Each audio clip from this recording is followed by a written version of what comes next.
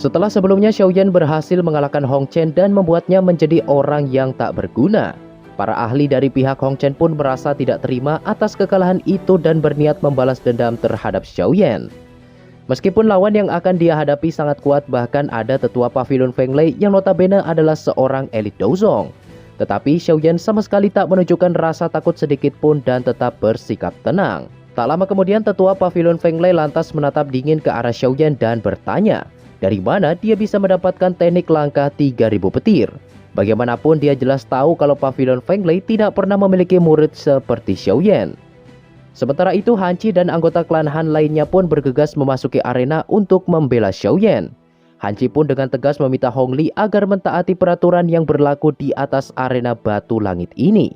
Dia yakin semua orang pasti sudah tahu kalau siapapun yang bertarung di sini harus siap menerima konsekuensi yang akan terjadi. Selain itu, Han Qi juga tidak bisa meninggalkan Xiaoyan begitu saja, mengingat dia adalah tamu yang diundang secara langsung oleh klan Han.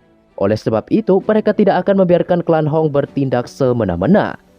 Ekspresi Hong Li pun perlahan berubah menjadi serius setelah melihat bahwa klan Han tampaknya benar-benar berniat melindungi Xiaoyan.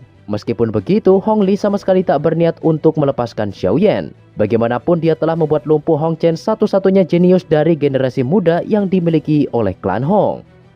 Selang beberapa waktu, tetua dari pavilion Feng Lei pun tampak tertawa dingin melihat keberanian yang ditunjukkan oleh Han Qi dan anggotanya. Menyadari kalau lelaki tua itu berasal dari pavilion Feng Lei, Han Qi pun merasa khawatir kalau dia akan ikut campur dalam masalah ini. Untuk memastikan identitasnya, Han Qi lalu bertanya kepada lelaki tua itu siapakah dia sebenarnya. Tetua itu pun perlahan bersuara dan memberitahu kalau dia adalah Chen Yun, tetua dari pavilion Feng Lei cabang utara. Begitu mendengar nama ini, Han Qi pun seketika menunjukkan ekspresi terkejut bukan main. Siapa sangka sosok yang datang bersama Hong Chen itu ternyata adalah salah satu dari 4 panatua agung di cabang utara. Karena tidak mau menyinggung panatua Chen serta pavilion Feng Lei, Han Qi pun memohon agar dia bersedia melepaskan Xiaoyan. Mendengar permintaan tersebut, panatua Chen pun mengatakan kalau dia bisa saja melupakan masalah ini, mengingat hubungan di masa lalu yang dia miliki dengan leluhur klan Han.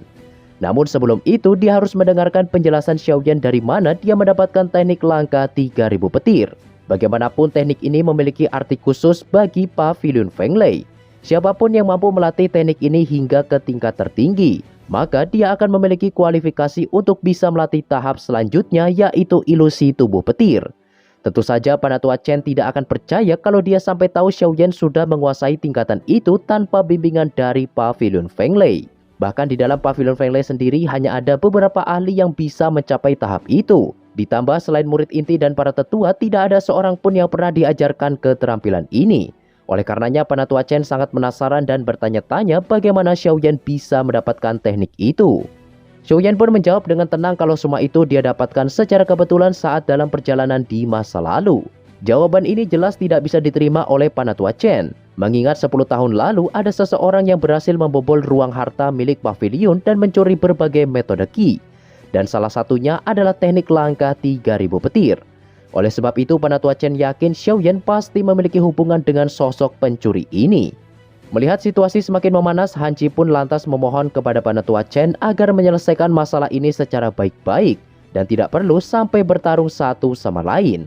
Mendengar permintaan ini, Panatua Chen menegaskan kalau hal ini tidak ada kaitannya dengan klan Han. Jadi sebaiknya dia tidak ikut campur lebih jauh lagi. Setelah mengatakan itu, Panatua Chen kemudian memberikan 2 pilihan kepada Xiaoyan. Pertama, dia akan ikut kembali ke pavilion Feng Lei cabang utara dan bertemu dengan ketua pavilion untuk memutuskan hukumannya. Kedua, dia akan langsung membunuh Xiaoyan di tempat demi mencegah teknik itu jatuh ke tangan orang luar. Kata-kata ini jelas membuat Han Qi dan yang lainnya merasa khawatir dengan keselamatan Xiaoyan. Akan tetapi, mereka juga tidak bisa bertindak gegabah mengingat pavilion Feng Lei adalah fraksi yang sangat kuat. Jika mereka sampai terlibat pertempuran, takutnya klan Han akan langsung dimusnahkan dari kota Tianbei. Melihat kekhawatiran di wajah semua orang, Xiaoyan lantas mentransmisikan suaranya dan meminta Han Qi agar tidak perlu merasa cemas. Bagaimanapun, masalah ini sama sekali tak berhubungan dengan klan Han. Sesaat kemudian Xiaoyan tampak sedikit tertawa sembari menatap ke arah Panatua Chen dan berkata, "Aku sama sekali tak tertarik dengan pavilion Feng Lei. Oleh karenanya aku tidak akan pergi bersamamu. Dengan kekuatanmu yang bahkan belum mencapai bintang 5 Douzong, Sejujurnya kau masih belum memiliki kualifikasi untuk bisa memaksaku. Perkataan Xiaoyan ini jelas membuat sebagian orang beranggapan kalau dia sudah terlalu sombong. Meskipun Xiaoyan berhasil mengalahkan Hong Chen, namun Penatua Chen adalah seorang elit Douzong sejati. Jadi sangat mustahil De Huang muda seperti Xiaoyan mampu berhadapan dengannya. Bahkan Han Qi juga merasa ragu dengan keputusan Xiaoyan itu. Bagaimanapun kemampuan Penatua Chen bisa dibilang setara dengan leluhur klan Hong yang sedang menjalani pelatihan tertutup. Di sisi lain, Han Yu juga merasa cemas dan dipenuhi penyesalan. Jika saja dia tidak mengundang Xiaoyan untuk terlibat dalam masalah ini, maka dia tidak perlu sampai berurusan dengan tetua Pavilion Fenglei. Han Yu pun buru-buru menenangkan adiknya itu dan mengatakan kalau Xiaoyan bukanlah pemuda sembrono. Jika dia sampai berani berkata seperti itu, maka Han Yu yakin Xiaoyan pasti memiliki kepercayaan diri dapat mengalahkan Penatua Chen. Walaupun pada dasarnya hal ini terlihat tidak masuk akal. Sementara itu, Penatua Chen yang tergantung di langit hanya bisa tertawa mengejek. Selama bertahun-tahun, ini adalah pertama kalinya ada seorang pemuda yang berani meremehkannya. Setelah semua itu, niat membunuh pun perlahan melonjak di wajah Penatua Chen. Dalam sekejap mata, dia pun menghilang dan langsung menyerang ke arah Xiaoyan berada. Pemandangan ini membuat Han Qi tidak bisa lagi menahan rasa bersalahnya. Di saat yang bersamaan, dia pun terbang ke medan pertempuran dan berniat mengorbankan nyawanya untuk melindungi Xiaoyan. Tentu saja Xiaoyan tidak tinggal diam dan langsung menarik Han Qi dari jangkauan Penatua Chen dan bergegas mengembalikannya ke area di mana klan Han berada. Penatua Chen pun memanfaatkan kesempatan ini dan muncul secara tiba-tiba tepat di belakang Xiaoyan. Dalam sekejap dia pun melesatkan serangan kilat bagaikan cakar hantu dan berniat membunuh Xiaoyan dalam satu serangan. Pada saat ini sebuah lengan petir pun tiba-tiba muncul dan langsung menangkis serangan tersebut. Benturan keras yang terjadi secara alami membuat retakan dimensi muncul di sekitar mereka berdua. Tak lama kemudian Penatua Chen pun tampak dibaksa mundur begitu Xiaoyan melepaskan sebuah kekuatan aneh. Kejadian ini jelas membuat semua orang merasa syok dan tak percaya dengan kemampuan yang dimiliki oleh Xiaoyan. Penatua Chen yang merasakan ada kehadiran sosok kuat yang membantu Xiaoyan pun segera berteriak dan memintanya agar tidak ikut campur dalam permasalahan ini. Namun yang muncul di samping Xiaoyan bukanlah seorang ahli melainkan sebuah boneka siluman tingkat bumi yang dia murnikan sebelumnya.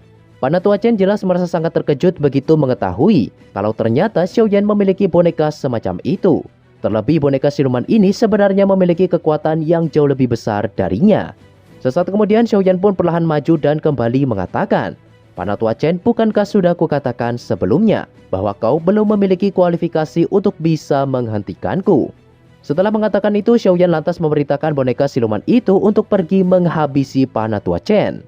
Dalam hitungan detik, boneka tersebut pun melesat dengan kecepatan tinggi hingga menimbulkan ledakan sonik di setiap jalur yang dia lintasi. Setelah pertukaran singkat sebelumnya, Penatua Chen jelas mengerti kalau boneka itu memiliki ketahanan serta kekuatan fisik yang sangat menakutkan. Jika mereka sampai benar-benar bertarung, tentu dia bukanlah tandingannya. Sambil menghindari serangan boneka siluman, Penatua Chen pun sontak berteriak dan memerintahkan Hong Li agar segera menghabisi Xiaoyan. Selama pemiliknya dikalahkan, maka boneka ini pasti akan langsung berhenti dengan sendirinya. Selain itu, Penatua Chen juga menegaskan kalau Hong Li bisa bertindak sesuka hatinya. Jika siapapun berani ikut campur, maka setelah masalah ini berakhir, Pavilion Fenglei pasti akan bertindak dan melenyapkan mereka semua. Begitu mendengar perintah dari Penatua Chen, Hong Li pun seketika tersenyum puas dan berjanji kalau dia pasti akan membunuh Xiaoyan dengan tangannya sendiri.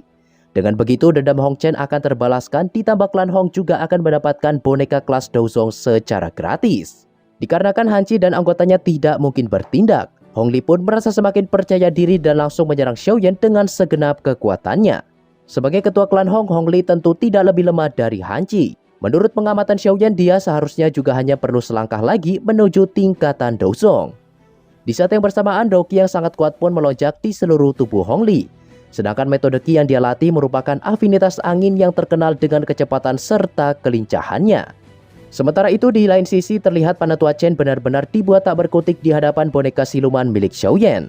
Dengan keunggulan boneka siluman yang tidak membutuhkan Doqi dan merasakan sakit, jelas Penatua Chen akan sangat dirugikan jika pertempuran ini terus berlangsung. Pada saat yang bersamaan, Hong Li pun menggenggam erat pedang di tangannya dan seketika melesat ke arah Xiaoyan layaknya sebuah tornado.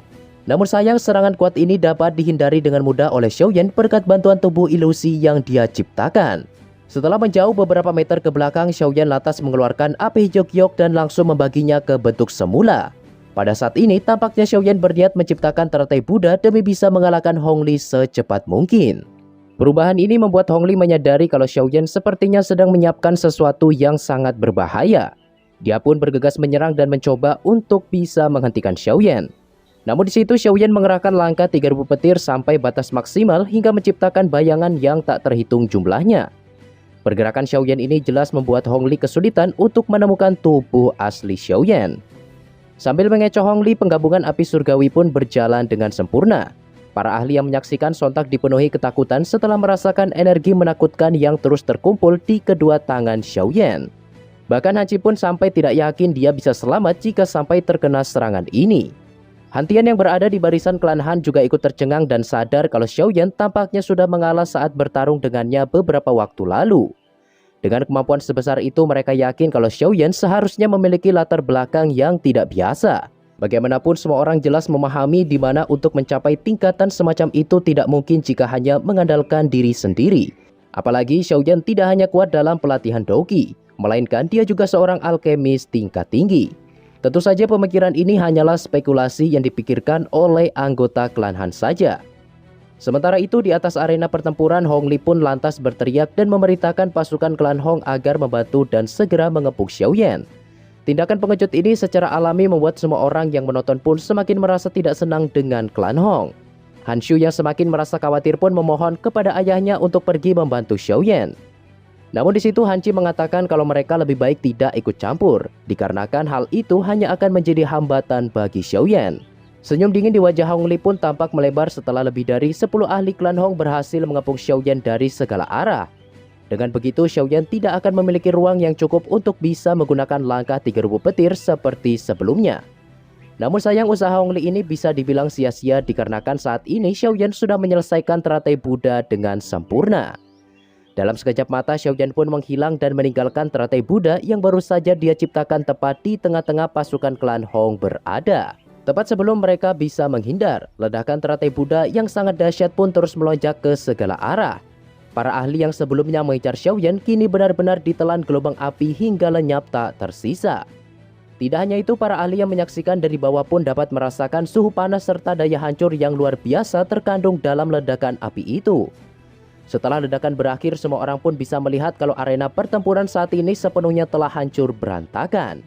Siapa sangka kerusakan besar tersebut disebabkan oleh seorang Do Huang muda. Sebagai penduduk kota Tianbei, para penonton yang hadir tentu mengerti seberapa kokoh arena batu langit ini. Dikabarkan arena tersebut seharusnya mampu menahan serangan Douzong sekalipun. Jika informasi ini benar, maka bisa dipastikan serangan Xiaoyan barusan sudah melebihi para elit Douzong biasa. Kelompok Han Qi yang melihat kalau para korban dari klan Hong sebagian besar adalah Do Huang yang diberitakan Hong Li sebelumnya pun sontak tersenyum puas. Meskipun kelas Do Huang bukanlah eksistensi tertinggi, namun keberadaan mereka jelas merupakan tulang punggung di dalam klan Hong. Pada saat ini, klan Hong jelas telah mengalami kerugian yang sangat besar.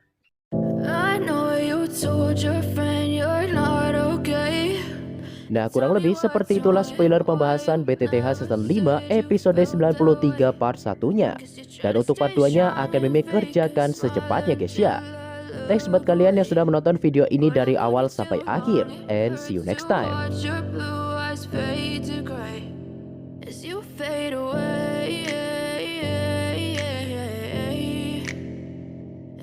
Fade away.